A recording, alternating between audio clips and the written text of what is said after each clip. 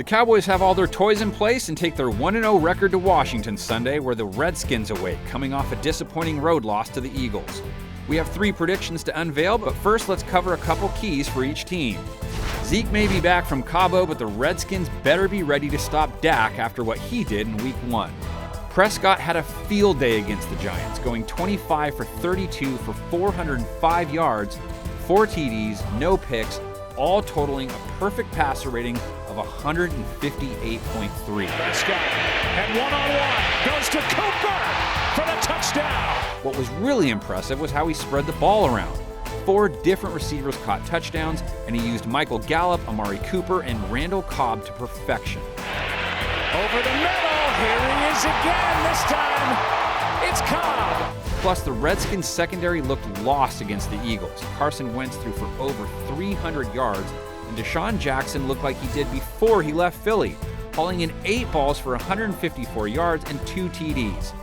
Now, often, statistical mismatches like this don't play out the way you expect, which would mean a big game from Ezekiel Elliott. He had 53 yards on 13 carries and a score, and it's not often he has back-to-back games like that, so no one will be shocked if he busts out for a monster game against the Redskins. And for what it's worth, Zeke averages 109 scrimmage yards and a TD per game in his career against Washington. The Redskins, on the other hand, have to find a way to run the ball. DERRIUS GUICE had just 18 yards on 10 carries, making the deactivation of ADRIAN Peterson before the game even more perplexing. The Redskins need to try and shorten games with ball control, but they actually have to move the ball on the ground for that to work. The Cowboys' run D wasn't anything special against the Giants either. Though it was Saquon Barkley toting the rock against them, New York finished with an 8.9 rush yards per carry against Dallas. Cowboys, Redskins, 1 Eastern on Fox.